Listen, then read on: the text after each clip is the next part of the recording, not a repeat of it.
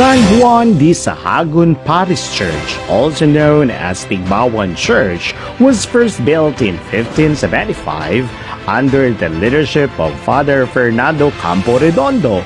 However, the present church, along with its convent, was built under Father Fernando Martin in 1867. The church was said to be built with sandstone, corals, and egg whites that make it steadfast and withstood the test of time. Based on reports back in 1848, Father Campo Redondo was said to use yellow limestone in building the church that stood still against natural calamities such as the earthquake on July 13, 787 that almost damaged the church, leaving only the facade, bell tower, and few pillars of the convento to remain standing. The church was also able to hold out against fires and even wars. In terms of its architectural design, Tigbawan Church has a Churrigueresque Baroque style, which is a popular design back in the 17th century, a design that can be distinguished by its expressive details that are normally found in an infrastructure's facade or above its entrance. San Juan de Sahagun Church follows a Mexican Plateresque style. Latin American and King architectural styles can also be seen in the church design. The likely conclusion of its stone carvings is that Tigbawan Church is another product of a multicultural amalgam of influences and skills, just like in Miagao and San Joaquin. Tigbawan Church is known for its lavish pilings and extravagant ornamentation, especially with its stone carvings. At the front, the main arch is decorated with cherub angel and seal of the Augustinian order, which is spear's heart and episcopal coat of arms surrounded by a retablo-like floral fresco that occupies the center. Above the seal is an elaborate niche housing the town's patron saint, San Juan de Sahagun, with pillars on both sides decorated with flowers and two angels on both sides of the upper frame. To complete the facade, above the niche is a low relief of the Santo Niño. In 1975, a historical marker of the National Historical Institute was placed on its churchyard, identifying the site where the first Jesuit boarding school for boys in the Philippines was established. It is said that with the presence of Jesuit brothers Pedro Cherino and Francisco Martin in Tigbawan, a school for Visayan boys was established where catechism, reading, writing, Spanish, and liturgical music were taught. While the historic interior of the church did not survive, the new interior of the church elevated the existing beauty of the church. In 1994, the interior was greatly renovated and decorated with colorful coral stone mosaics under Father Eleuterio Carton. The walls are covered with religious themes executed in mosaics fragments. These mosaics were works of Edwin Tonogbanwa and Celestino Soriano. Edwin Tonogbanwa was the artist who partially made the dome mosaic behind the altar and the Stations of the Cross that can be seen on both sides of the interior. On the other hand, Celestino Soriano was the one who made the mosaics on the left and the right wings of the altar. In the present time, most of the church is concrete and its roof trusses are made of steel.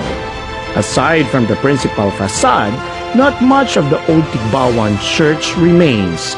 Despite this, the historical presence of the church has been preserved alongside the plaza, ossuary, convent, parish halls, and other historical elements on the Spanish town plans. Timo nga kung balikan naton ang kasaysayan sa aton nga banwa, hindi din naton malikawan nga pagaistoryahan ang kabuhi sa pagtuo sang tag sa Katigbawanon. Ini bangod kay sang ginpasad ini nga banwa kag ini nga munisipalidad ang importante gid sini nga aspeto amo nga una ginpasad ana ang iya pagkasimbahan sa mga katawhan sang kulaton balikano ang aton nga kabuhi sa pagtuo ini aton nga simbahan puno gid sang kahulugan ang iyang heritage value ang anang historical significance kay man ang aton simbahan amo gid ang larawan sang pagtuo sang tag sa Katigbawanon sa malipot nga kasaysayan sa aton simbahan kag sang ginpasad kita bilang isa ka parokya in the year 1575 hindi pa kita independent nga parokya kundi kita isa lang ka bisita o kung ginaduawan lang sa mga pari praile friars nga na-assign sa uton. Kaya sa that time, ang uton ng isa sa mga tigulang gid nga parokya. So in the year 1578, amo na nang takna nga naging independent parish kita. Ugaring wala pa kita sing pari gid that time nga na-assign. Kaya ba nang una nga pari ina-assign amo sa tuig sang 1580. Amo si Father Luis de Montoya. Amo na nga tsimpo nga ginklaro gid paathag niyang parokya sang Tigbawan pagkatawagon nga parokya ni San Juan de Sahagun. Sino si San Juan de Sahagun? Si San Juan de Sahagun sa ordinaryo nga tumuluo kay kung sa iban nga lugar hindi gid siya gawa kilala. Pero diri sa may Tigbawan pinasahi kay man pila lamang ka parokya pagsimbahan ang nagahatag sang veneration kay San Juan de Sahagun. Kagbulahan kita kay man nakabuhi ni San Juan de Sahagun isa ka kabuhi nga hipos kuno ang importante nga bahin sang kabuhi sang iya kongregasyon kag sang iya banwa. Ang siya nangin isa na kareliyoso sa kongregasyon sa mga Agustino, nagdevelop siya sa isa ka importante nga debosyon. Ano ini debosyon? May duwag siya ka importante nga devotion. First is the devotion to the sacrament of confession. Kabalo kag may kinaiya nga abilidad si San Juan de Sahagun nga pagtubang niya pa lang sa isa ka tawo kung samtang ginaistorya niya isa ka tawo mabalaan niya na dayon ang unod sa iya konsensya amo na ginasugid kag ginahambal nga hindi ikaw makabutig kay San Juan de Sahagun.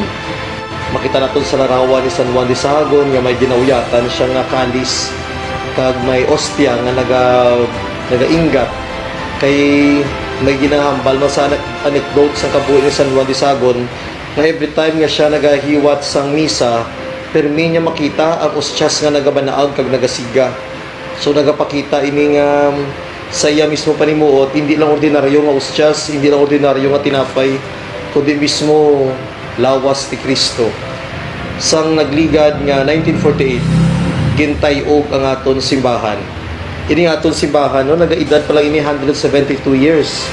Kay nahuman ini sang in the year 1848. San Chimpo ni Father Campo Redondo.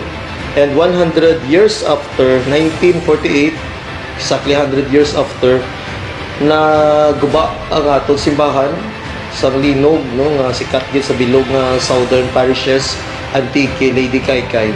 So kung nahuman siya 1848, 100 years siya after 1948, naguba siya sa Linog.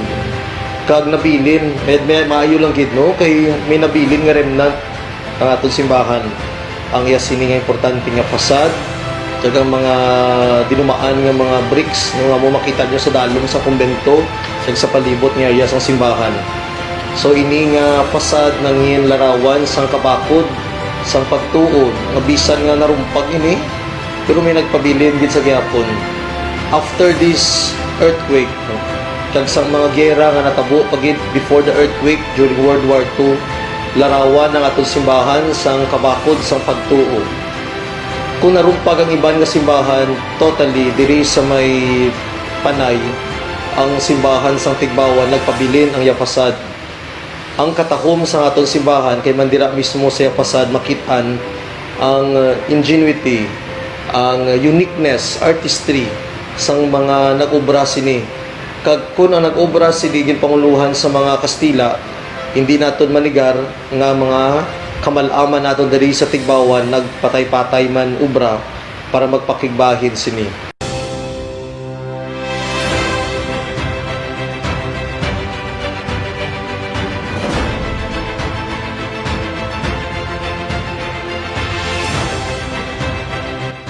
ang sur nga bahin sa Iloilo makabig nga mga reliyoso.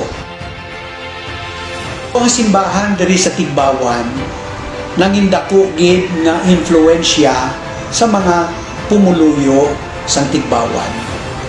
When it comes to religiosity, makabig naton nga mga reliyoso mga Tigbawanon. Ilabi na gid sa ila debosyon. Ang Tigbawan alin pa sa panahon sa mga Espanyol, nagimos ang debosyon kay Senyor Santo Niño na ginasaulog ang kapiyastahan sa tagsa ka ikatlo nga Domingo sa Enero. Hindi ini siya piyesta sang parokya, apang ginhimo ini nga debosyon kag nangindako nga kapiyastahan para sa mga taga-Tigbawan. Ang mga taga-Tigbawan palasimba, palapangamuyo, kag they are also always involved sa mga activities ng atong simbahan. No? So umoy na kung nga makasiling kita nga ang simbahan mayadako gid nga bahin para sa aton nga mga pumuluyo sang Tigbawan. Makasiling kita nga si San Pedro Calungsod nagalin sa Tigbawan. Sa ano nga rason?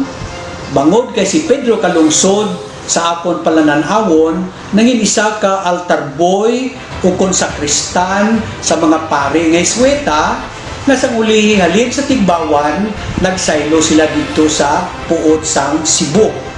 Amoy na kung nga nakaupod si Pedro Calungsod sa grupo sa mga misyonaryo nga mga Isweta nga mga pari dito sa Marianas Islands, dito sa Guam.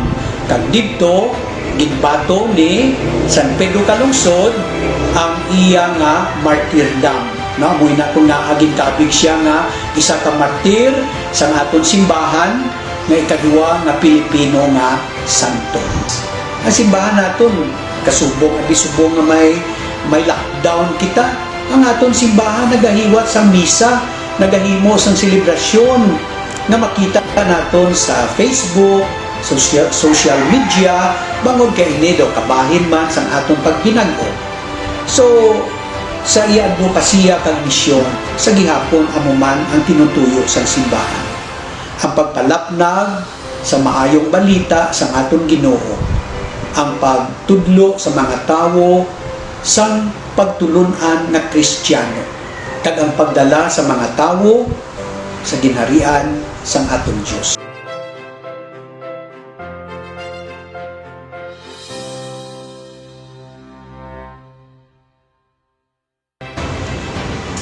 Pope John Paul II calls the Knights of Columbus as a strong right hand of the Church, since the Knights of Columbus is a protector of the Church and a defender of the Christian faith, as well as the protector of the priest assigned in a parish.